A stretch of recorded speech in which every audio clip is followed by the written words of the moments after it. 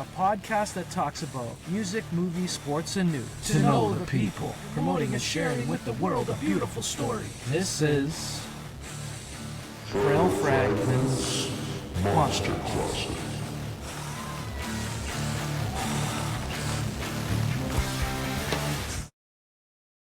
Hey, this is the Monster Closet, episode 180. It's Tuesday, October 1st, 2025. Go Jays, go. Everybody's a little bit tired today, but I'm very excited to have this guest here. She has a song coming out. My song released on October 17th, and it's called No Idea, Honestly. No Idea, Honestly. Okay, I have it here, October 17th. We're going to play it after the show. Loving the song Criminal, I heard that. It's half French, half English. Really cool. I've checked out some of your live performances. You have a really, I feel like you believe in yourself as far as a singer. You have a really nice voice.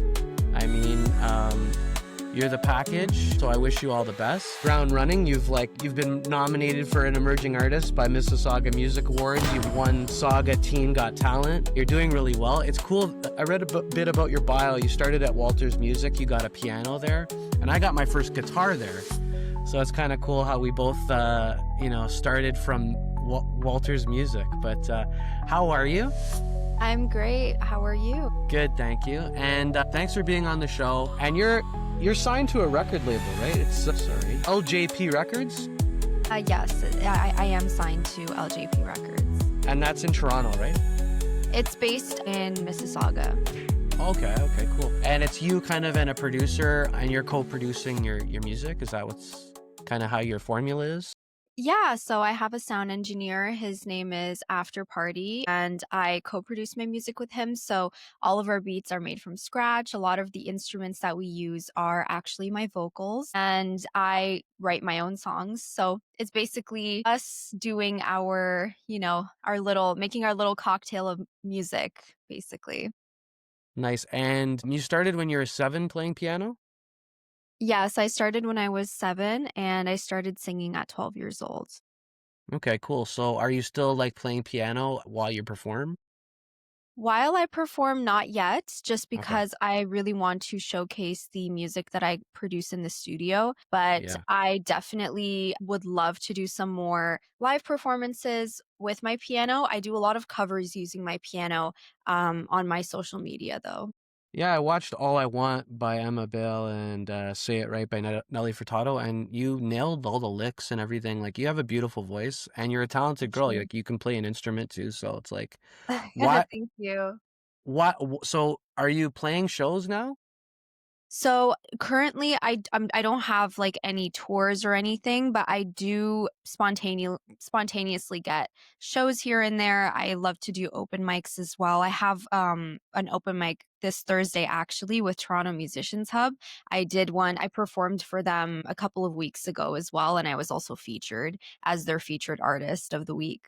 Very cool. Yeah, we know Bex. I don't know if you've heard of her. She's there a lot, the Toronto Music Hub. Yeah, But I've heard. okay, nice. Yeah, we've had a few artists. You're not the first one, but thank you. It's great what they're doing on those. Is that at the Rivoli? No, so they have different Okay. locations. This week it's the I Don't Know or IDK Social Bar. Last Okay. time it was at Off World, and it was also the last time that they would host an event there because the bar is closing. So, but it was a super cool experience. Nice. And what are your future plans? So I do have a couple of songs in the works right now. I am writing an album, and I aim to release it either end of this year, beginning to next year. I also am going to do a music video for my song that just released. That song really meant everything to me, and I think having a visual for it would just elevate the listener's experience to entering my story and to also resonate with their own story. And other than that, just lots of my studio vlogs. That's something that I started back in April, and a lot of my audience really love it. So I'm going to continue doing that, and more covers and hopefully some acoustic versions of my song as well. I think that's something, the beauty of R&B is that you can take your song and turn it into acoustic and completely switch up the genre.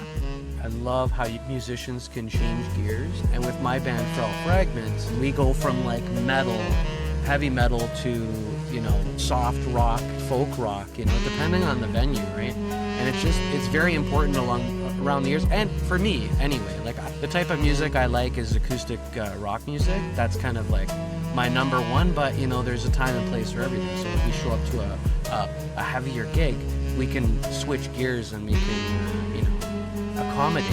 So that's really cool that you're able to do that. And again, the fact that you can play an instrument, you're ahead of the game because you can hear melodies and stuff, right? So, I mean, and you're not tone deaf. I can attest to that. Please check her out. I'm going to put her stuff up. The proof is in the pudding. Check her out on YouTube. Like, you're amazing. Why are you doing this? Well, I've loved music since I was a child, and my dad was actually an R&B artist in the 90s, so he taught me everything I need to know about music, R&B. That's also why I'm not really tone deaf, because I grew up listening to a lot of different things and learned piano theory and music theory from a young age. So honestly, I love what I do, and I think that each artist has their own unique blend of their music, and especially if they co-produce or produce and write their own music, that makes it even more original. So that's why I do what I do. I have a lot of stories to tell.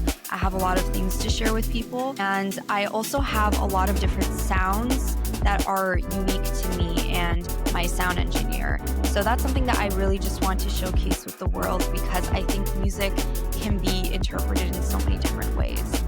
Nice. And your sound engineer, he plays guitar as well? He does, yes. I think he was in a band many years ago. So in a lot of my music, we have like a little guitar solo. So in the song No Idea Honestly, he did rip out a little solo there towards the end of the song. Exactly. Yeah, it sounds really good. It's produced really well. Keep going. Keep going. Thank you so much. Yeah, like, I feel our paths will cross, like we're doing an acoustic gig in the summer. I mean, in Kensington Market. We'll keep in touch, and hopefully we can get together for like a show. Like we're doing the Drake Hotel this Saturday, so that's a big gig. I'm going to take some time just to kind of, I don't like playing really a lot in the winter because, I'm a singer as well. And now like I went to a farm with kids yesterday and it was raining. So now I have I'm kind of scared that I might be getting sick, and I have a show. I'm playing the Drake Hotel on Saturday. So it's like, this is the life of a musician. And exactly. My point is, I don't like playing too much in the winter just because I'm in my head too much about being sick and whatnot. I like to pivot in the winter and record music and kind of like maybe record a music video or, something like that. And our 6th album comes out May 4th. Please check out frailfragment.com. Check out our music as well. I think, there will be a song on each album that you'll like. How's that? I'll definitely have a listen, but I totally agree with you. And for an artist, especially in the wintertime, not only do we get sick, but our voices can also get affected by that. I've been a victim to being sick in the winter and having a show to play. So I totally get the stress. And it's very smart, actually, to do studio time during the winter months, just anything that's indoors. Right. Yeah. Just protect your voice, right? Like, yeah, that's just kind of like the way I work, when I can't write when I'm having a writer's block, maybe it's time to recharge. And, when you're playing shows, maybe it's time to learn how to play your instrument a bit better. And then, when you just pick up, you're always moving forward. And yeah, I was thinking about this when I was listening to all your stuff. And, it's a question I like to ask myself. And I asked myself this today. I'm going to ask you, would you do this if you knew you'd make no money or did not become famous, no fame, no money? Would you still be playing music? So the fame part is not really my priority. I think just having a solid fan base that is loyal to you and consistent with listening to your music is important. Money, I think in this world and in this economy, having money is important. I would still do this regardless of anything, but I do think in some aspects, those two things, being famous is not number one for me personally, but I think the money part, because studio sessions cost a lot of money, buying outfits for your performances, rehearsal spaces, backup dancers, instrumentalists, all of that costs money. So if you're not really making a profit from what you're doing, then maybe there should be a different technique used in the way that you market yourself. And because I feel like if you have a solid fan base, money should follow eventually with the streaming and the performances, you get paid for them. So I think there's no way that you could have a lot of fans and make nothing from it. I don't think that's possible. Cool. All right, well, I'll leave you there. Is there, Ace, is there anything you want to ask? You've just been sitting there all tripped out. Because I hear that Kehlani, I hear that Nelly Furtado.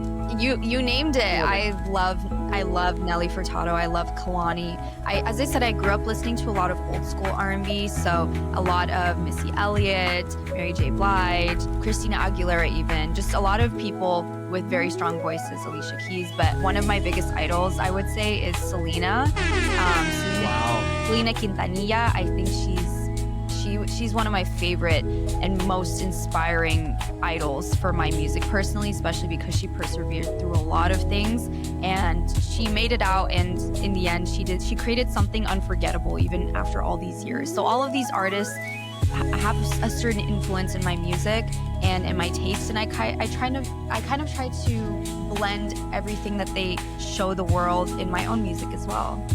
That's really nice. Yeah, so Ace, anything else? Anything you want to promote or get out there? Okay. Exclusive. Sure. So as I mentioned, my song No Idea Honestly released on October 17th. It is available on all platforms and you can add it to some of your favorite playlists. If you are streaming it, make sure to tag me at the official Jazzy, say your favorite lyric or put your favorite part of the song. I also put some really cool promo cards on my social media for you to share. I also create really nice studio vlogs where I share the iconic behind the scenes process of my music production and a lot of covers. I love covering very iconic and well-known songs. So definitely check that out and stay tuned for a lot of my new music coming out. I have a lot of amazing things coming soon. So definitely stay tuned because you do not want to miss it. And that's a good thing about doing covers because, you know, the viewer can kind of gauge what type of singer you are and what you can do, what's under your hood. And I mean, you're doing a great job at that. And the fact that you're a producer and you're a writer and you play music, I'm very interested to see what's to come with Jazzy. Yeah, it's the official Jazzy on all platforms. On my music platforms, it's just Jazzy. Cool. Well, thank you so much for putting yourself out there. And, you know, I know you didn't know what to expect here today, but it was really nice meeting you and I appreciate you. And I appreciate what you're trying to do because you're the package, right? I mean, you're a hard worker. I've checked out your blogs. They're amazing. I know it's not easy editing all this stuff, you know, just by doing a podcast, right? But, Yeah, you know, thank that's kind of my olive branch to the musicians as well, right? Like editing these podcasts and meeting new people and creating some awareness around, you know, up and coming music and great music. And, you know, when I checked you out, you know, I found you through Bex. And I checked you out and I, you know, something strung a chord with you. Like I heard talent in your voice and I contacted you. It was great that we were able to do this and gain some awareness around you and, you know, what I'm doing as well. So I thank you. Thank you so much. It's an honor to be here today and thank you for inviting me. I really, truly appreciate it. And I know marketing is hard sometimes. Editing videos is really difficult, but I saw your stuff and you're doing absolutely amazing as well. And thank you for having me on here and, you know, sharing my story as well. And she's gonna come on back on in let's say a couple of months just to get some progress on what's happening maybe come summer of 2026 and we'll talk again. But thanks so much. Okay. Thank you so much. This is Frail Fragment's Monster Closet episode 180 Tuesday, October 21st, 2025. We're gonna put Jazzy's links up in the top and keep it locked. FrailFragment.com. Again. Thank you so much. Take care, okay?